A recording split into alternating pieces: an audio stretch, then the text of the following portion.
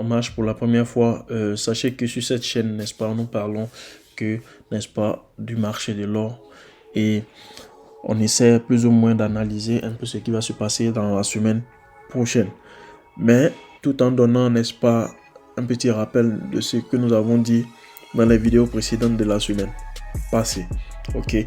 Alors pour ceux qui ont regardé l'intégralité de la vidéo passée, vous avez noté que nous avons eu des droites, n'est-ce pas? Et ces droites-là, par exemple, je prends ces deux droites bleues là, ce sont des droites qui donnent seulement les informations et qui donnent, n'est-ce pas, le niveau où il y aura, n'est-ce pas, l'impact des informations. Donc, pour la semaine dernière, on avait deux informations, le mardi et le mercredi. Et ces informations, plus ou moins, ont eu lieu aux environs de 11 heures. Alors, pour ceux qui le savent très bien, comment moi j'analyse le marché. D'abord, je cherche plus ou moins à délimiter, n'est-ce pas, la droite, sinon la zone de travail pour toute la semaine. Donc, les deux droites jaunes là montraient les limites, n'est-ce pas, de la semaine, c'est-à-dire du lundi au vendredi. Ok, donc nous allons faire la même chose pour la semaine prochaine, c'est-à-dire la semaine du lundi 20 au vendredi 24. Ok, donc nous allons nous arrêter aux environs de cette zone là. Ok, alors pour tout ce qui va se passer la semaine prochaine, ça sera, n'est-ce pas, dans cette zone. Pour ceux qui le savent, comment j'ai l'habitude d'analyser le marché, vont vous le dire. Puisque nous avons deux drapeaux ici, ce sont deux informations, n'est-ce pas, qui vont peut-être plus ou moins impacter le marché. Donc, je vais les mettre en bleu. Ok. Donc, on aura l'information le lundi et on aura également l'information le vendredi. Ok. Donc, il y aura information dans ces deux endroits-là. Alors, ne vous mélangez pas avec toutes ces droites que je suis en train de tracer. Ok. Ce sont des droites juste pour vous expliquer un peu ce qui est sur le graphique. Ok, donc tout ce qui va se passer la semaine prochaine sera dans cette zone là. Alors si vous vous souvenez très bien, lorsque excusez-moi, j'ai un problème comment dirais-je, de connexion aujourd'hui. Donc il se pourrait que les pages du moins ne se téléchargent pas vite, donc je ne vais pas me permettre de passer n'est-ce pas, d'un graphique, ok, à un autre aujourd'hui. Mais si vous vous souvenez très bien avec la vidéo précédente, dans notre petit rectangle vert là, vous avez compris que c'est ces deux droites vertes là ne sont rien d'autre que les droites de triangle que j'ai tracé au niveau du graphique d'un jour.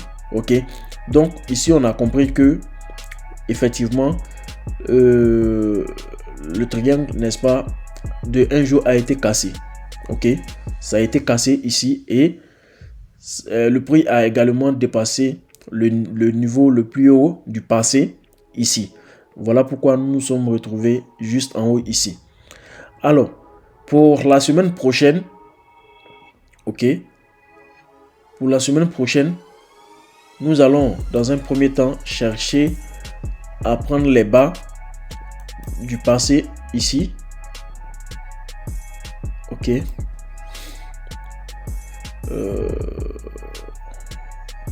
Ok. Plus ou moins ici. Ok. Oups. J'ai un petit problème avec la connexion aujourd'hui, donc il se pourrait que souvent ça. Ok, donc pour la semaine prochaine on a déjà tracé une droite jaune ici. Je vais mettre en blanc juste pour vous expliquer, ok, pour faire la différence. Donc il y a une droite qu'il faut prendre en considération pour la semaine prochaine, cette droite là, blanche là. Ok, donc cette droite là, si jamais pour la semaine prochaine le prix casse cette droite là, c'est clair que dans un premier temps nous allons nous attendre à un schéma de ce genre, c'est-à-dire si ça casse, ça va venir à ce niveau là. Ok, et peut-être rebondir pour aller vers la hausse. Mais si ça ne casse pas et que ça fait un rebond ici. Ça peut chercher la hausse, casser le niveau précédent. Ok. Et ça va chercher la hausse. Ok. Ne vous détrompez pas. Ce triangle en rouge que j'ai tracé qui passe tout au long, c'est un niveau solide du passé. Donc, il peut y avoir de grands mouvements ici. Non, genre le range au fait. C'est-à-dire le prix durant toute la semaine peut faire même tout ce range là avant de casser pour aller vers le haut ou bien venir vers le bas. Alors, comme je vous ai expliqué dans le début de ma vidéo que ça sera difficile pour moi de changer les graphiques aujourd'hui parce que je ne veux pas vous perdre le temps à attendre à ce que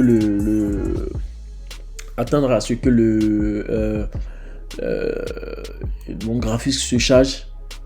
Donc du coup je vais faire seulement sur le graphique de 4 heures. Ok, donc du coup vous voyez que dans toutes sortes de décisions, il faut, n'est-ce pas, attendre ce qu'on appelle, n'est-ce pas, les conditions.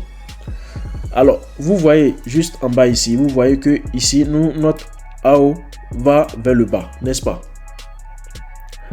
Notre AO va vers le bas. Donc, ce qui nous montre que nous avons quoi? Nous avons un petit sell ici, à ce niveau. Ok? Donc, nous allons attendre que l'objectif c'est d'attendre que le prix casse, ok, cette droite qu'on vient de tracer là vers le haut pour pouvoir entrer en achat. Mais si le prix est encore dans cette zone là, il ne faut pas prendre le risque d'acheter, ok, sans condition, sinon le prix peut descendre jusqu'à ce niveau. Ok, donc l'objectif, ok, c'est de suivre ce petit mouvement qui est en train de se créer là. Ok, et lorsque le prix va casser cette petite droite qu'on vient de tracer là, on va chercher à acheter pour aller vers le haut. Ok, donc voilà pourquoi je vais mettre les achats là seront effectués à partir du moment qu'il y aura condition après cette petite droite blanche là. Maintenant, ici, lorsque le prix casse ce grand mouvement, cette droite blanche très long, hein, ok, très long, donc du coup, on va chercher, n'est-ce pas, la vente. Ici, ça sera sûrement un petit short, ok, pourvu que le AO respecte également son mouvement, ok. Mais néanmoins, je vous ai déjà dit, le grand long advient lorsque le AO est en bas. Quand je dis le AO est en bas, je parle par exemple, regardez un peu cet exemple ici. Vous voyez que le AO était en rouge très bas. C'était un niveau très bas. Donc du coup, moi ici, si j'entrais tout ce mouvement là, j'allais prendre tout ce mouvement là. Ok.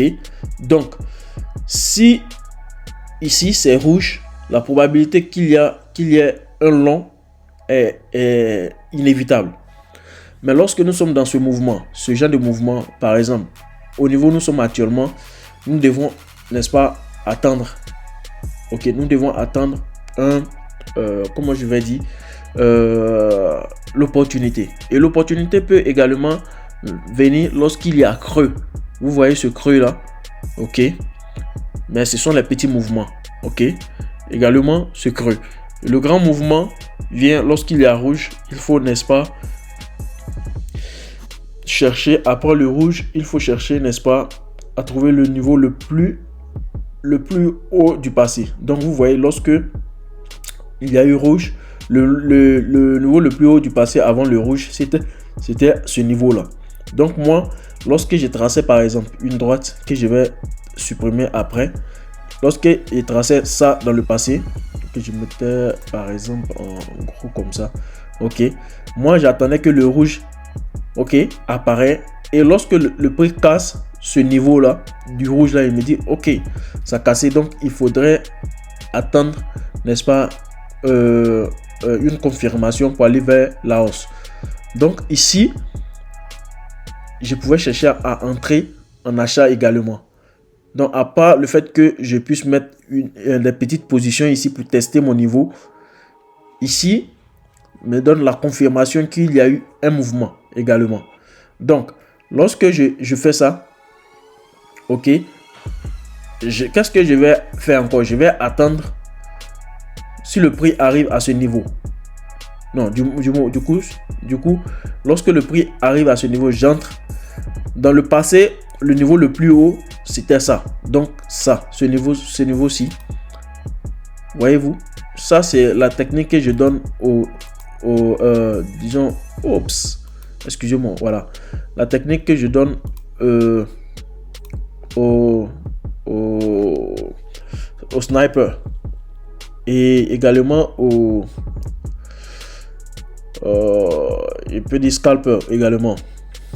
Donc après le creux, on regarde le niveau le plus haut, on coupe, on attend ce que le prix casse le niveau. Ok, dès que le prix casse le niveau, ok, qu'est-ce qu'on cherche à faire? On cherche à entrer jusqu'à un autre niveau et également ainsi de suite. Après ce niveau là, on voit qu'il y a creux, n'est-ce pas, jusqu'ici. Donc on coupe, n'est-ce pas, le niveau le plus haut et on attend ce mouvement. Dès que le mouvement arrive ici et que ça casse le niveau, on rentre. Également après, qu'est-ce qu'on fait? On trace le niveau le plus haut. Ok, donc notre objectif ici, c'est d'attendre que le prix casse cette droite blanche là et que ça fasse quoi? Et que ça fasse mouvement vers ce niveau là. Lorsque ça fait le mouvement vers ce niveau, ça va également chercher le haut. Voyez-vous? Donc nous sommes, n'est-ce pas, dans le bon mouvement. Ok, donc l'objectif d'achat, c'est d'attendre que le prix casse ce niveau, cette droite blanche là, et aller vers le haut. Alors pour cette semaine là, j'ai pas trop duré parce que, comme vous le savez, j'ai eu un petit problème, un petit souci avec internet d'Amazon.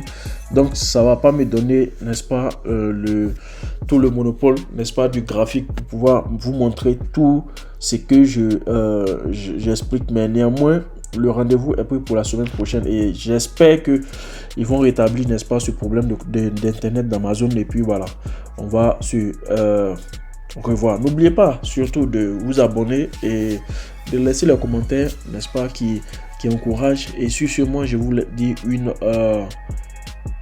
bonne journée, que le Tout-Puissant reste avec vous. N'oubliez pas, au bout du tunnel il y a toujours la lumière. N'abandonnez jamais. Ciao, à la prochaine.